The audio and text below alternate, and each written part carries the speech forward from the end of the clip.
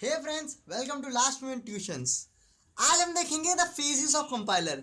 अभी इतना तो हमें पता है कि कंपाइलर क्या करता है, हाई लेवल लैंग्वेज को मशीन लैंग्वेज में कन्वर्ट करता है, लेकिन कैसे, उसके अंदर क्या क्या होता है। तो चलो देखते हैं कि the phases of compiler. Compiler के अंदर 6 फेजेस होते हैं, तो मैं पहले नाम ले लेता हूँ। Lexical analyser, syntax analyser, semantic analyser, intermediate code generator, code optimisation and target code generator. अभी नाम ही इतने कॉम्प्लिकेटेड है कि अरे बाप रे, ये बंदा क्या बोलना चाहता है। कोई बात नहीं, मैं आपको प्रॉमिस करता हूँ कि ये चीज़ मैं ईजी कर दूंगा। तो सबसे पहली चीज़ देखते हैं, फर्स्ट फेज ऑफ कंपाइलर, जिसको कहते हैं लेक्सिकल एनालाइजर। अब लेक्सिकल एनालाइजर का कुछ काम नहीं होता है। सबसे पहले क्या करता है, कोड को लेगा, उसमें चेक करेगा और इसका टोकन बना के देगा। तो लेक्सिकल एनालाइजर का मेन काम है टोकन बनाना। बोलेगा अभी कैसे, भाई हमने खाना खाते हैं, अभी कहीं जाते हैं तो अलग चीज़ के अलग अलग टोकन होते हैं। जैसे नाश्ते का अलग टोकन है, लंच का अलग टोकन है, डिनर का अलग टोकन है। उसी तरह से ना हर एक कोड का लेक्सिकल एनालाइजर के पास अलग अलग टोकन है। यानी अगर कोई वेरिएबल है ABC या कोई नाम है, तो उसका टोकन क्या होता है, आइडेंटिफायर।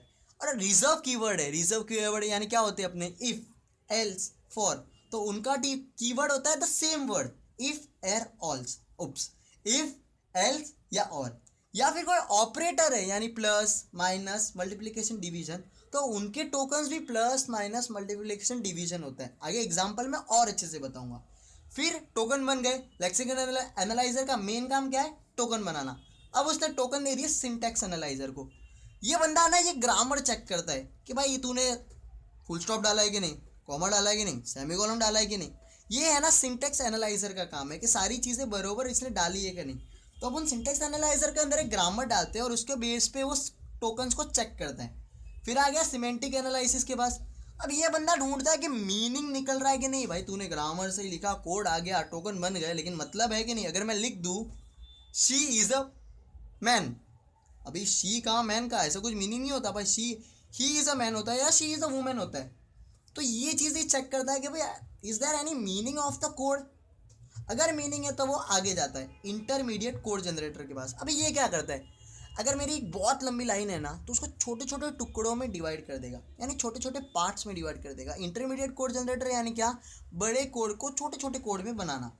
फिर कोड ऑप्टिमाइजेशन क्या करता है, अगर मैंने छोटे छोटे कोड बना लिए, लेकिन क्या होता है पता है, अपने कोई कोई कोड है ना काम के नहीं रहते, छोटी छोटी चीज़ें, तो उसको एलिमिनेट कर देता है। तो कोड ऑप्टिमाइजेशन क्या करेगा, 10 लाइन का कोड है उसको 7 या 6 में ना ऑप्टिमाइज करेगा।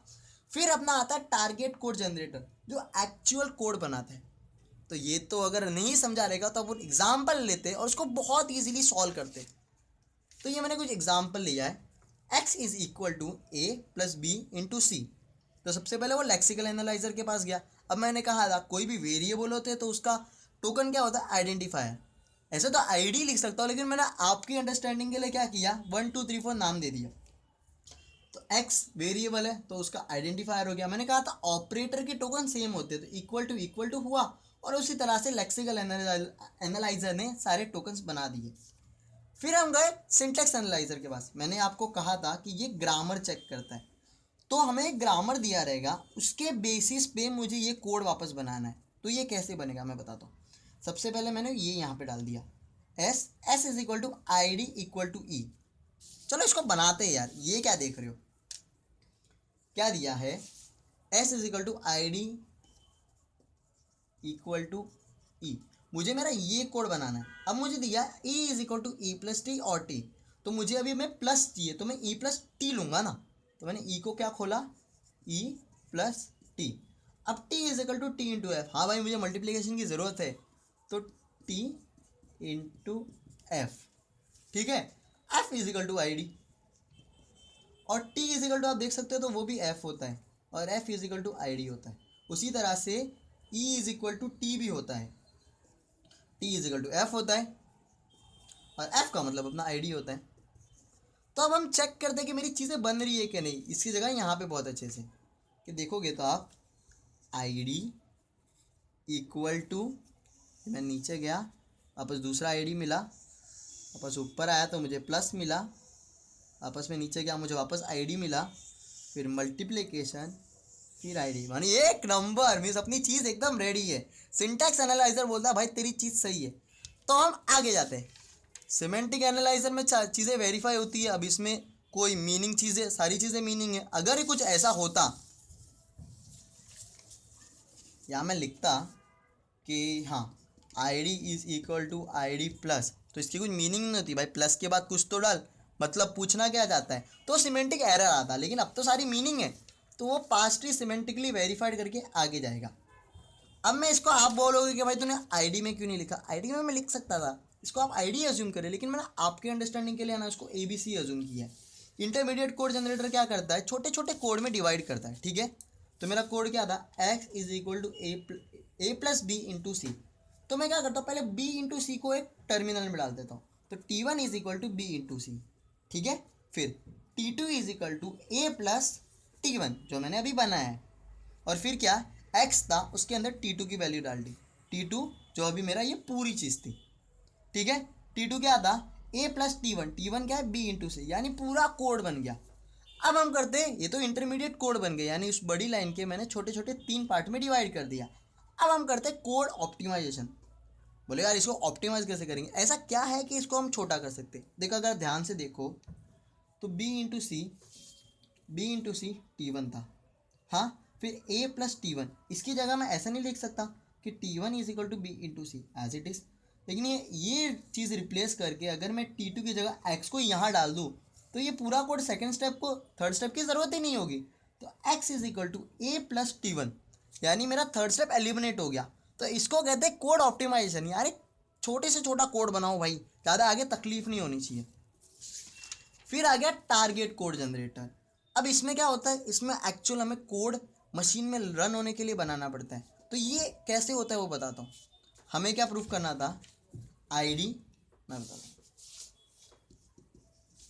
इंटू ID, ये हमारा कोड है भाई, ठीक है। मैंने क्या किया 1 2 3 4, तो सबसे पहले अपन ये पार्ट करेंगे। तो अब ना हम अगर मशीन में कुछ भी चीज़ें करते हैं तो हमें उन्हें कहीं ना कहीं स्टोर करना पड़ता है, तो वो चीज़ें स्टोर होती है रजिस्टर में। तो मैंने ID1 R1 में स्टोर किया, ID2 R2 में, ID3 R3 में, ID4 R4 में स्टोर कर दिया भाई। तो मुझे सबसे पहले क्या करना है, मल्टीप्लिकेशन। तो मैं लिखूंगा मल R3 इंटू R4, यानी ID3 इंटू ID4। अब इसमें क्या होता है, जो पहला रजिस्टर होता है ना, तो मल्टीप्लिकेशन होने के बाद उसकी वैल्यू R3 में स्टोर हो जाती है।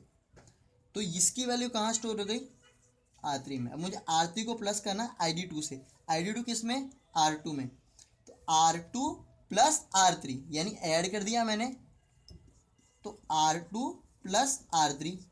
अब मैंने क्या कहा था कि जो पहला वेरिएबल होता है उसमें सारी वैल्यू स्टोर हो जाती है। तो R2 में मेरे पूरे इक्वेशन की वैल्यू आ गई है, यानी ये पूरा क्या हो गया है, R2 हो गया। अब मुझे उसको इक्वेट करना ID1 में, यानी ID1 में उसकी सारी वैल्यू डालनी है ना। तो इक्वेट R1 R2, यानी R1 में R2 की जो भी वैल्यू है वो डाल दो। That's it was so simple. अब अगर आप ये चीज़ें देखो तो लास्ट बार हम ऊपर से देख लेते क्या चीज़ें, अब मैंने डिटेल में आपको सारी चीज़ें बता दी है। 6 फेजेस ऑफ कंपाइलर। पहला फेज है लेक्सिकल एनालाइजर, जो क्या करता है, उसका मेन काम क्या है, टोकन बनाना। सिंटेक्स एनालाइजर का मेन काम क्या है कि भाई ग्रामर चेक करना। सिमेंटिक का भाई मीनिंग निकल रहा है कि नहीं, कोई मतलब है कि नहीं। इंटरमीडिएट कोड जनरेटर क्या करता है, बहुत लंबी लाइन है उसको छोटे छोटे कोड में कन्वर्ट करता है। कोड ऑप्टिमाइजेशन क्या करता है कि भाई अगर 10 लाइन है तो उसको 7 में कर सकता हो क्या, और मारवाड़ी की तरह है भाई, कम से कम पैसों में हो सकता है उसी तरह। तो कोड ऑप्टिमाइजेशन क्या करता है, कोड को कम कर देता है। टारगेट कोड जनरेटर क्या करता है, एक्चुअल कोड बनाता है, जैसे ये टारगेट कोड की जनरेशन है, और ये चीज़ मशीन को समझती है। That's it. Thank you so much video देखने के लिए। अब इस चीज़ को एग्जाम में कैसे लिखना है और आपके अंडरस्टैंडिंग के लिए मैंने नोट्स भी बनाए, हिंदी में भी कमेंट्स लिखा है और इंग्लिश में भी किस तरह उसको एग्जाम्स में लिखना है वो चीज़ें मैंने बनाई है। क्योंकि हाँ मैं भी जानता हूँ मेरी चीज़ें हिंदी में आप वहाँ पे एग्जाम्स में नहीं लिख सकते, आपको एक्चुअल में वहाँ पे कुछ लिखना है, क्या करना है, वो चीज़ें मैंने बहुत अच्छे से डिटेल में बताई है। ये एग्जाम्पल भी वहाँ डाला है, तो आप नीचे डिस्क्रिप्शन में नोट्स हैं वहाँ से डाउनलोड कर सकते हैं। आगे left recursion, first and follow, parse सारे वीडियो आने वाले, तो इसे सब्सक्राइब करें, चैनल को लाइक करें। आपको वीडियो अच्छा लगा तो उसको शेयर भी करें अपने दोस्तों से जिनको SPCC और कंपाइलर कंस्ट्रक्शन हार्ड पड़ता है। Thank you once again video देखने के लिए। Thanks from Last Minute tuitions.